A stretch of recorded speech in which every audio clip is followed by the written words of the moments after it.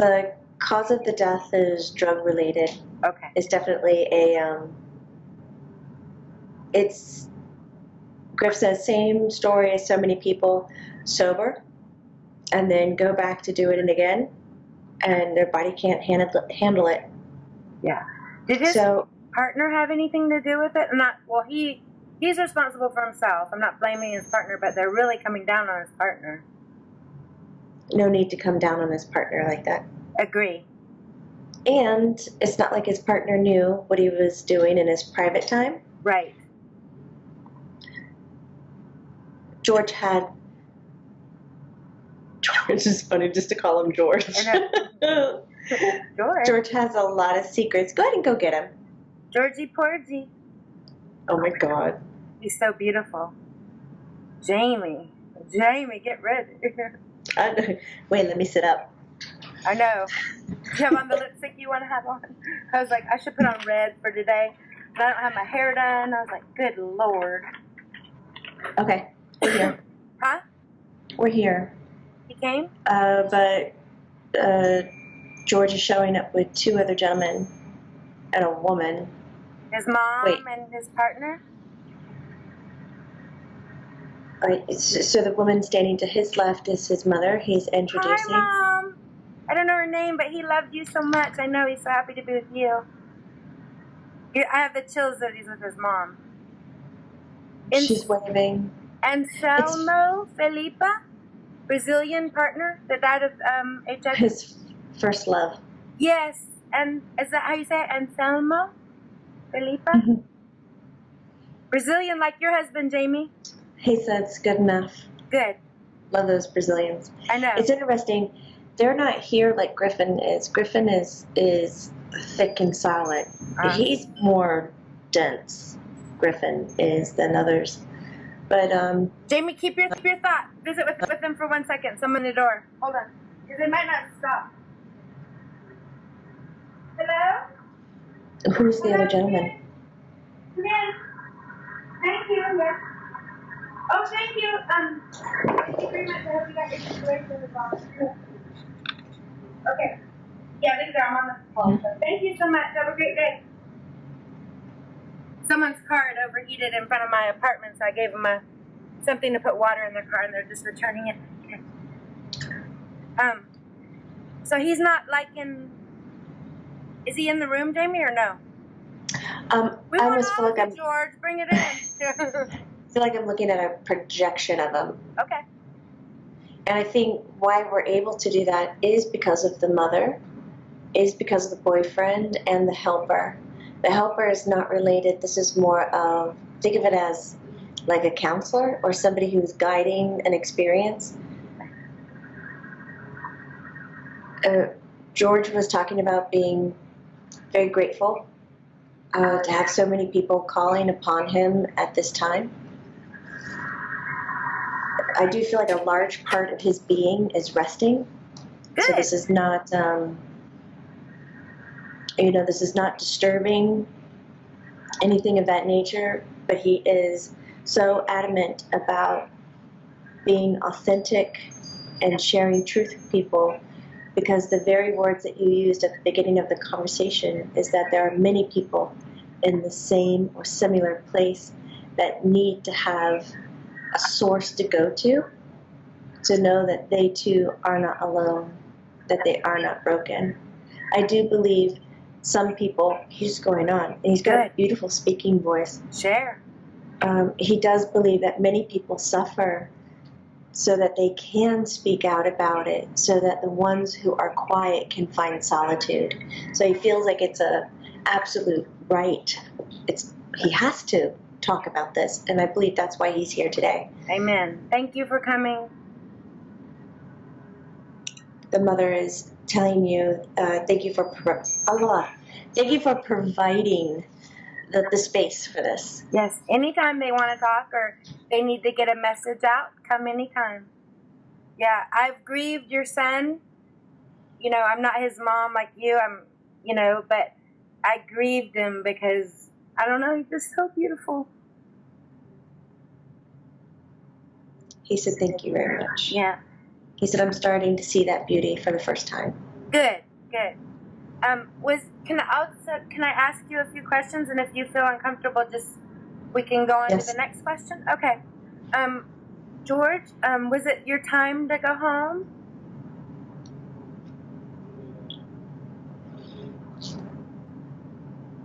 He's saying that I believe I could have been called at any time.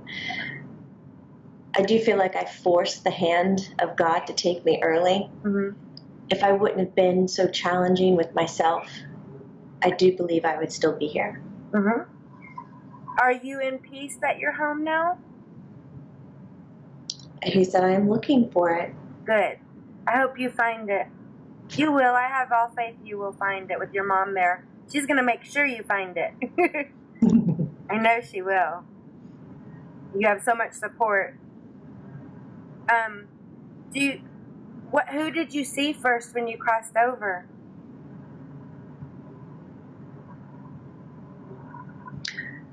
It was actually his sweetheart.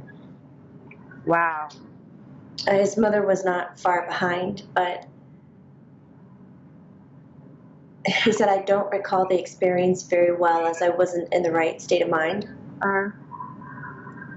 There were a lot of... So he's saying there were a lot of things that were happening that I couldn't distinguish if I was dreaming, if I was awake and doing them, if I was only thinking of them. And he said I was quite lost in the mix of the worlds. And he says there's only one person who would bring me that much comfort. And he says upon seeing his face, I knew that something had changed. Right. And it was only after that awareness that his mom came forward. Yeah, I respect that, and I've gone through that with my son, trying to piece back the night that he died. It's kind of a dream of a night, so I imagine that's something you'll be putting together for a long time. It's like being really, really out of it, or anesthetized, or whatever. Anesthesia, you don't remember everything. Yeah. Did you go willingly, or you were too out of it to know how you were going? It's a good question. He said I was too out of it to know I was going. Right. Okay, George, did you find any peace on earth?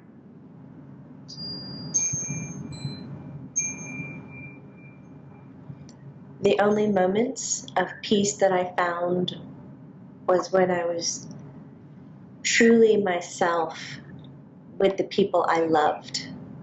He has his arm around the boy, the man. Yes. Anselmo.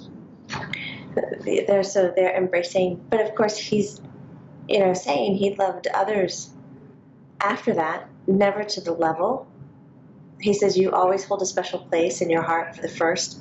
Absolutely. But beyond that,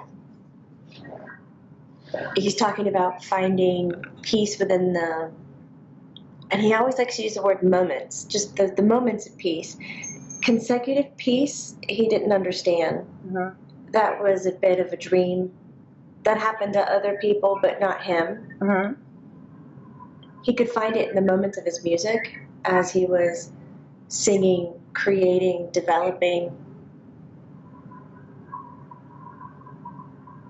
But it wasn't in his day-to-day life, naturally, no.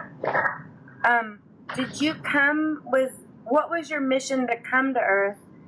Was it about being gay and accepting that on a soul level and sharing that and helping others, or what was it about? He says, my purpose of coming to Earth, I know many people would like to put the emphasis on the homosexuality. Right. On, the personal choice of who you are. But he said, in my agreement to come to Earth and to have such a big voice, it wasn't for the homosexual community. It wasn't to enlighten the world what it was, but it was to enlighten the world about a personal acceptance of who you are. Right. You know, it's the story of the man who got to know himself. It's not the story of a homosexual. Right. I feel like in me watching you, I don't look at you and say, oh, that's a gay man. That's not how I identify you. I look at you and say, I don't care who he sleeps with. That man is all heart, and he's beautiful. You know what I mean? Like, it doesn't matter, you know, who you sleep with. He just did this, I would call it like a offhanded tone. Like, well, you know, there's the beauty of being a woman. Women are more accepting. I mean, you were just like, I know your mom saw it, just like, Griffin has that for me too. Like, I look at him that way, like, you know, sexual lines are blurry for some people, you know, they don't want to choose, or they don't, that's not what they're about. But you kind of transcended this world to me when I look at you and your music. If that's, you wrote that music and that music's from your heart, is so much more than who you sleep with at the end of the day. You know what I mean? He said yes. That's what I It's think. definitely more pure. Yes, yes. Do you feel like by having to make a choice and come out or whatever, that people force that on you? That human beings force that on people?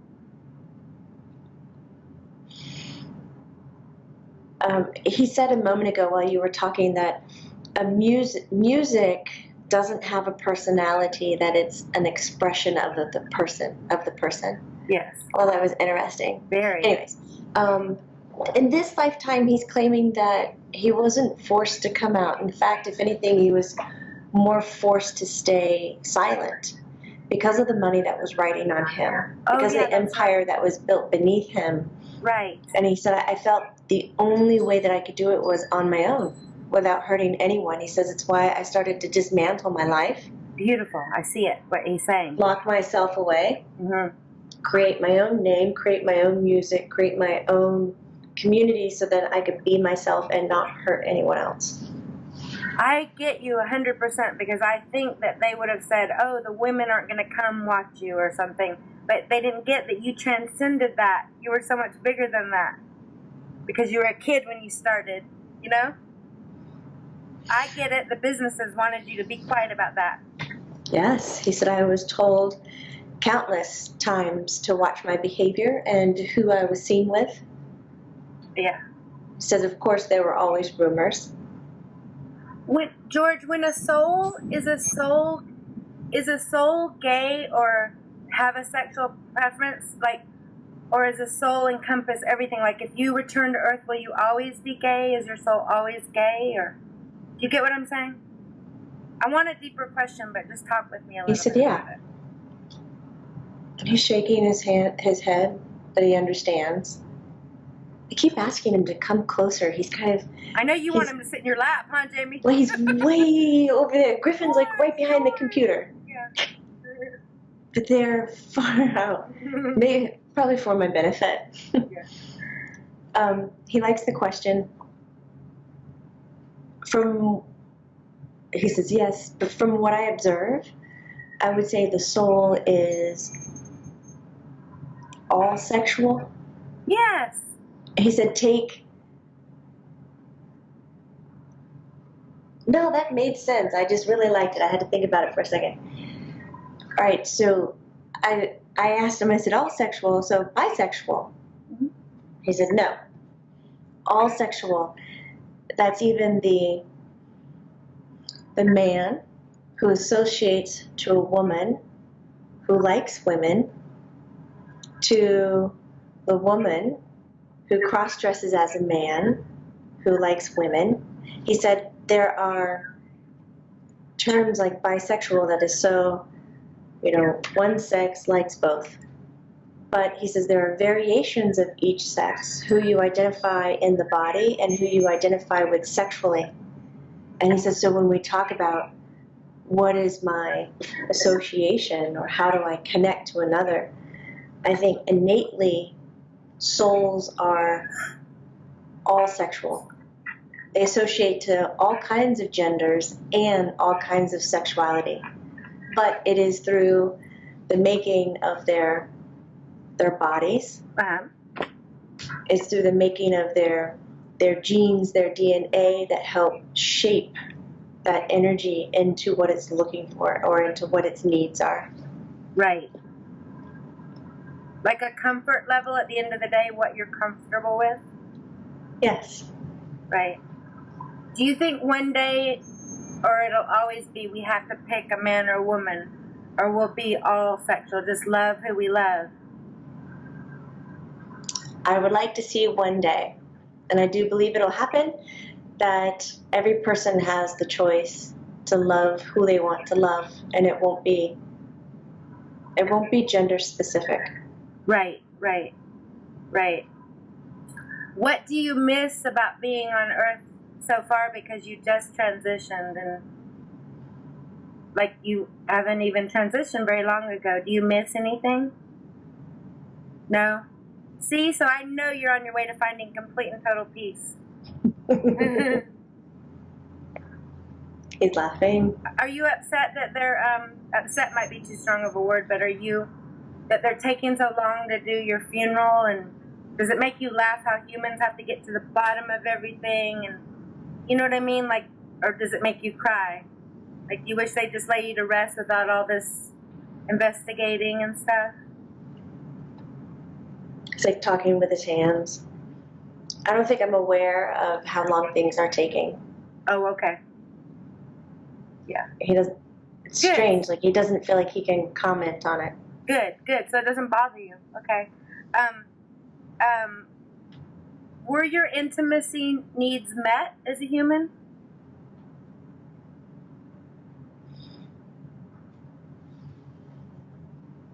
Oh, he's pausing on this. In his life, he says, in my life, I'm seeing the word intimacy broken down, almost shattered into different relationships. Absolutely. My intimacy with my mother, Right. extremely sacred and protected. Mm-hmm. With my father, it was broken. With love relationships, intimacy this way, vulnerability was broken. Mm-hmm. There was a certain level of intimacy with my poetry, my music, Absolutely. my expression of self. And he says that was something that was stronger and went beyond what I could do with people.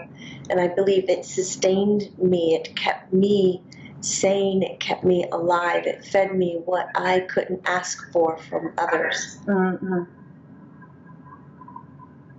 But now if you're asking me to understand what intimacy is where I am, that has, I don't know that word, I'm very sorry. It has escaped him. It's elusive because it seems to be so prevalent. Prevalent. Mm-hmm. He's got a little bit of an accent. I love it. Yeah.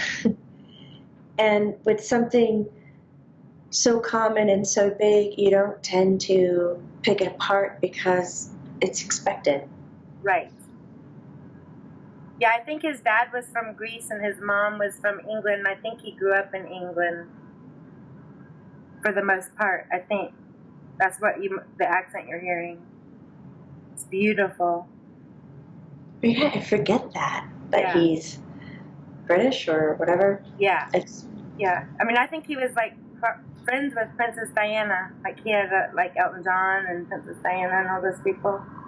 I haven't been stalking you too much, George. Yeah. But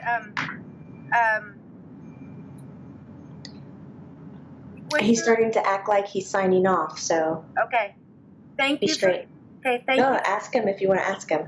Okay. Was the most intimate relationship with a woman you had with your mom? Oh, well, without sounding like incest. No, of course not, silly. He's saying yes. But you felt loved completely by a woman from your mom. Yes. Yes. Aw. I have that He's relationship with my son. Thank you for coming. thanking you for your time. Thank you. He's beautiful. Ooh. Yeah, they're talking about Griff and I want to call him Michael. Griff and George are talking briefly, but he's leaving. Georgie? Georgie. So gorgeous. Georgie Porgy. Right. So gorgeous. Oh. I wanted to see him as like the jukebox days. What was that one? Wham. Is that Wham? He doesn't look like that. Does he look like he was, like 50? Yeah, but do his 50 and fit. You know, but he's not presenting himself as that young Yeah. guy. Yeah. I didn't realize as we were talking, I realized, whoa, Jamie, he just crossed over like a month ago, 30 days ago. That's nothing, right? It's nothing. Yeah.